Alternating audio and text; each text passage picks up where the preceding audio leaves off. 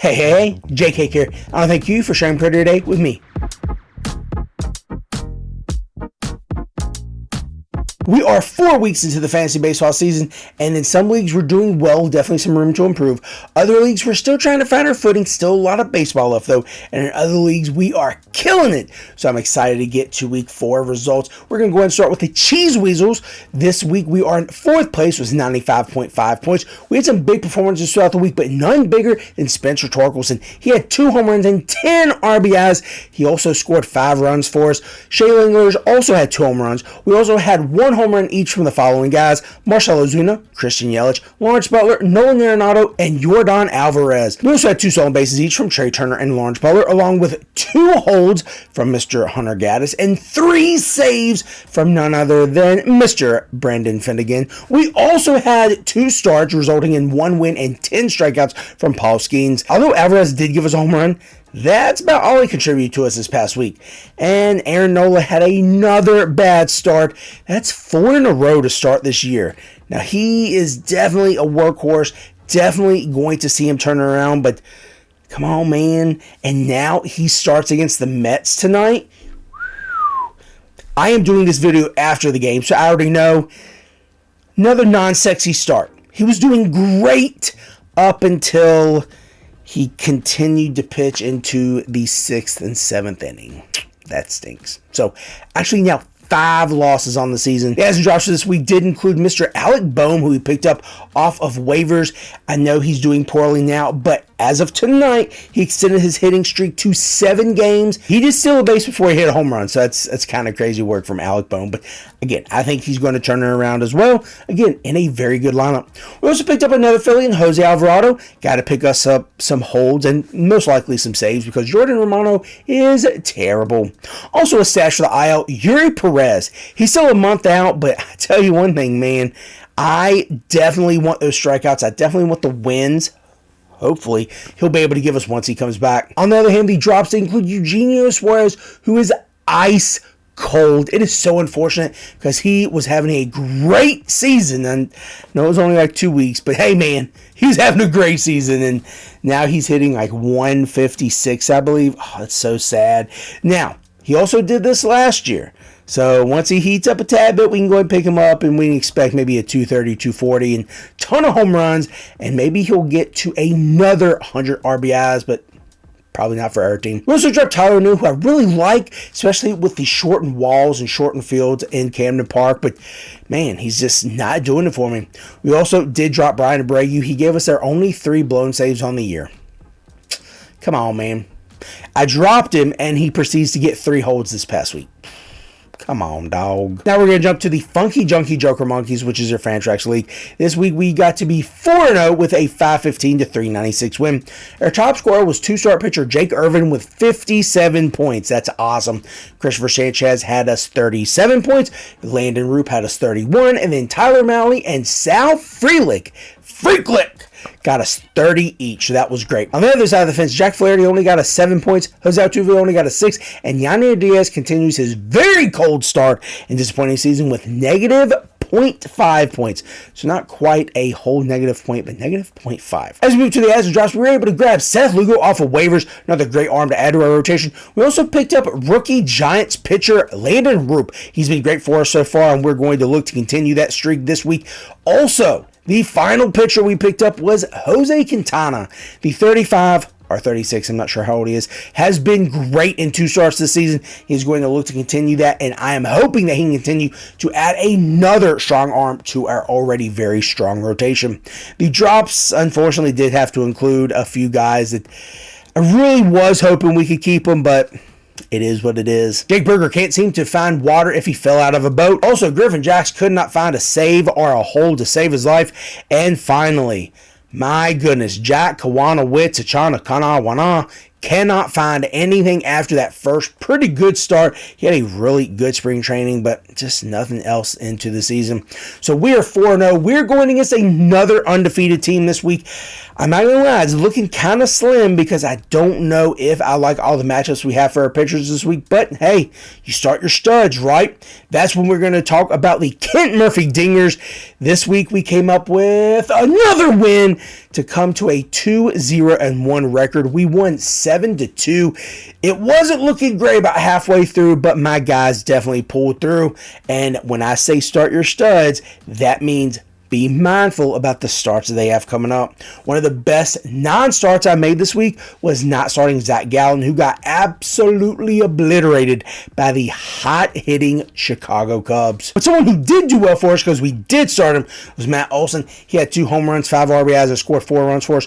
We also had at least 1 home run each from the shortstops, Corey Seager and Zach Neto, who homered, I think, is his second game back this year, and outfielders Lawrence Butler and Adolis Garcia. We also had 5 stolen bases from newly acquired Bryce Terang. That was a great trade at this point in time because Nick Lodolo has had 2 clunkers of starts.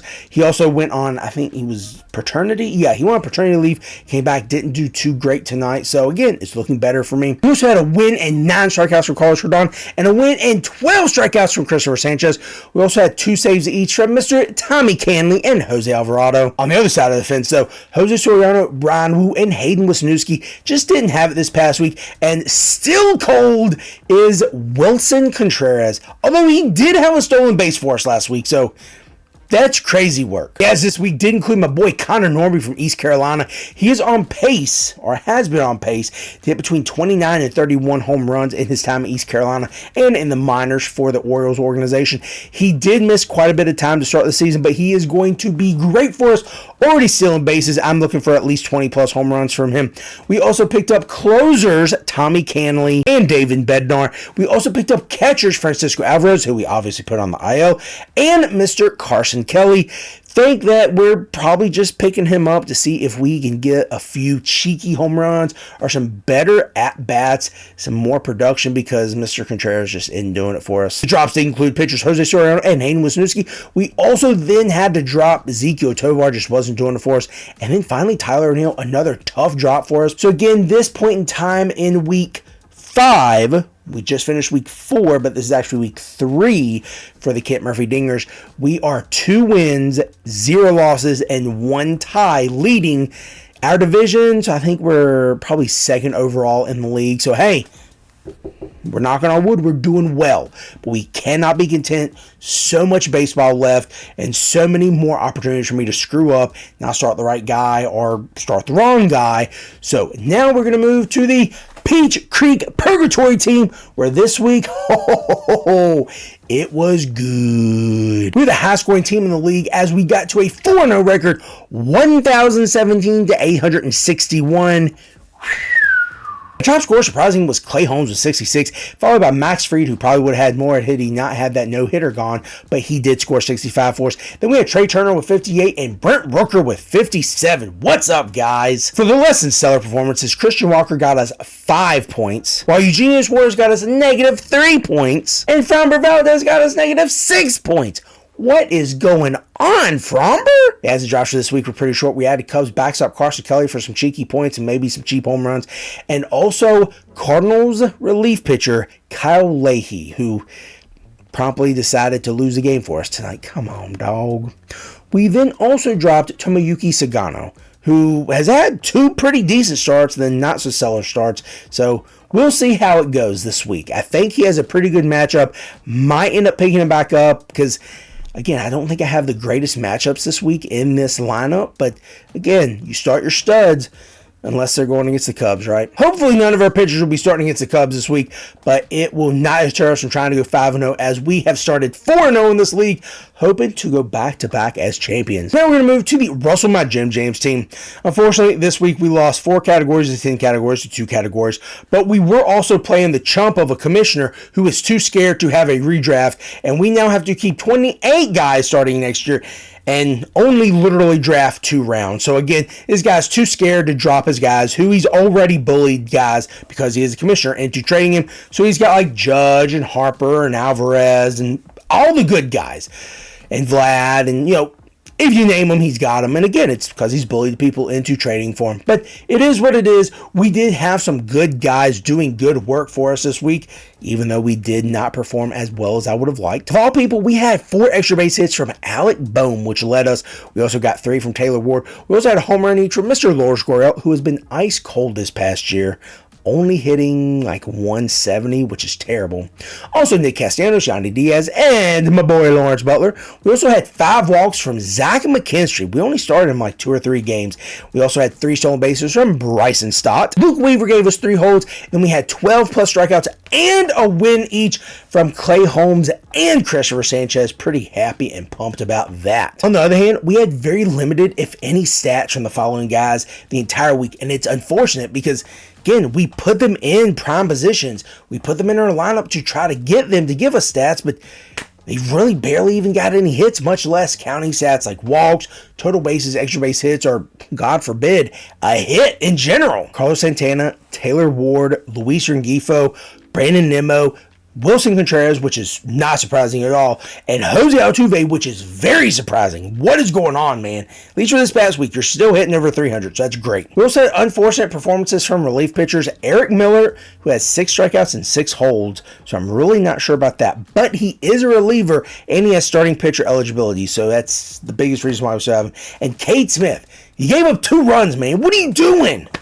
There's like the first runs you gave up the entire year. What are you doing? At this point in time, we were 22, 30, and 12. Definitely not where we want to be, but again, still a lot of baseball left. Unfortunately, this week, we're playing the chump who is too scared, again, to redraft any, and was part of the collusion last year as he gave away some very good prospects, but got some all-stars and then tried to say that they weren't all that good, but he did lose in the championship to the guy that I lost to this week. So, of course, they were okay with not having a redraft. They want to bully people into trading them, and they just want to sit back and relax. But that's fine. I'm going to go with my 30-plus-year-old team and hopefully get into the driver's seat so I can at least get into the playoffs, and from there, anything is possible. Now we're going to move to the last team, the South Harmon Institute of Technology, and we had a great bounce back. This week we went 10 categories to 4 categories to 4 categories, giving us an overall record of 33, 22, and 17. The most unfortunate part about this week is we lost by like 2 millionths of a point. It was 292.6 to 292.4. Of course, I had the lower batting average, and that's very unfortunate because who knows, 1 or 2 more hits could have won us that category, but it's all good. We're not going to pull our hair out yet, but we are going to talk about the guys who did well for us. Now, there is a common denominator between these 4 guys: Francisco Lindor, Brent Rooker, Freddie Freeman, and Matt Olson. All of them had at least 13 total bases and at least 2 home runs. So you could say there were 2 common denominators between those 4 great guys who did work for him. Bryce Terang also got me 5 stolen bases. What's up? Having him in like 2 or 3 leagues is phenomenal. On the pitching side, Brian Abreu got us 3 holds, which we did not get in the other league because we dropped him, but we held strong in this league and we kept him. On the other side of the pitching, we had a subpar start by Jack Flaherty, and batting-wise, we still have the ice-cold frozen Neanderthal Eugenio Suarez, not doing a single thing. And no, I didn't start him when he hit the grand slam, and that's very frustrating. Tyler O'Neill was also super cold. Taylor Ward got us 1 run this past week. Just 1. Come on, man. And then Dylan Dingler, the Dingle Master, Dingleberry, Dylan Dingler. A dinger for Dingler. He didn't do well for us, but he is now the starting and main backstop for the Tigers because, what's his name? Jake Rogers. Jake Rogers. The guy who looked like he was like 50 years old and a minor leaguer last year because of his goatee, his beard, now looks like he's like 20 years old because he cut it off. Yeah, he's going to be out for a little bit. So, Dingler, you got a few more days to do well for me. If not, you're probably going to be gone, sucker. The answer drops for this week did include Jonathan Aranda, who has first base eligibility. I'm really wishing he had second base, but it's all good. Maybe he'll get it. We also added Ryan Presley for the Red Hot Cubs and Jack Mangum. You don't know who Jack Mangum is? He is an outfielder for the Rays who's doing very well, hitting 300 plus or around 300 plus. Actually, 328. When I picked him up, he was hitting 328 and he had like 7 or 8 stolen bases. I was really looking for stolen bases. He didn't get many, so that's pretty unfortunate. New drops did include Tyler O'Neill. Again, very unfortunate, very hard to do. And of course, I missed a run and an RBI when we dropped him, but it's all good. Ben Kasparius, also Kyle Hendricks. Don't ask me why we had Kyle Hendricks. It was a long story. I was desperate, and it is what it is. And then Zach McKinstry. Very unfortunate to drop him because, again, I realized, crap, I don't have a shortstop. So overall, we are doing pretty well in our leagues, except one, but still a lot of baseball left. Now we're going to talk about the guys I think you should add for very different reasons. First guy is going to be a holds and saves guy, mainly saves now. Justin Martinez. He plays for the Diamondbacks, and he is battling some fatigue right now, but since AJ Puke, I know it's Puck, but we're going to say Puke, since he won the IL, they're going to do some inflammation MRI for his elbow. Don't know how long it's going to be, so Mr. Martinez is going to be the guy moving forward there. Also, if you're in a holds and saves league, Justin Slayton, or Slayton, however you say his name, for the Red Sox. For the game today, Justin Slayton got the save because Roldis Chapman was sent out to face the top of the order for the White Sox. Why you're scared of that lineup at all, I don't know, but you still gave up a home run to Andrew Benintendi. Come on, man! But in any case, Slayton could be someone to look out if you are going to have holds and saves. I know not all leagues have holds, and most of them do have saves, so something to look at. Literally any part of the Dodgers bullpen for holds and saves, just any part. Don't care who it is. But not Blake Trinan. He's hurt, don't know how long he's going to be out, but literally any other guy in that bullpen should be a great ad for you. Another big ad is a hitter in Nick Kurtz, the 2024 first-round pick, 4th overall for the Athletics. He is going to be great in the majors, or at least that's the hope, at least my hope, because I picked him up in one of my leagues. He is going to be the first baseman or the DH. Now, that's going to mean Brent Rooker is going to have to play the outfield. And that's going to make me happy because I need Brent Rooker to get outfield eligibility so that I can stop having to put him in utility or DH, however you want to put it, so I can actually move some of my other power hitters. So, thank you. But that's going to mean either Tyler Soderstrom or Nick Kurtz is going to be at first. That's not bad when you have Rooker, Blide, Kurtz, and Soderstrom. Let's not forget that guy, Lawrence Butler. He's doing pretty good, too. A guy that I just picked up was Gavin Lux. Tonight, he actually did a home run. He is hitting .319. That was before tonight. And he's got 13 walks already. So, showing good patience at the plate. So, you might want to pick him up, especially for his time at Great American Ballpark. That's going to do it for the guys I think you should add. And that's going to be it for the wrap-up for Week 4. Looking forward to Week 5 and hoping to continue hot trends and gain footing in other leagues. As always, this is JK, and I want to thank you for sharing part of your day with me.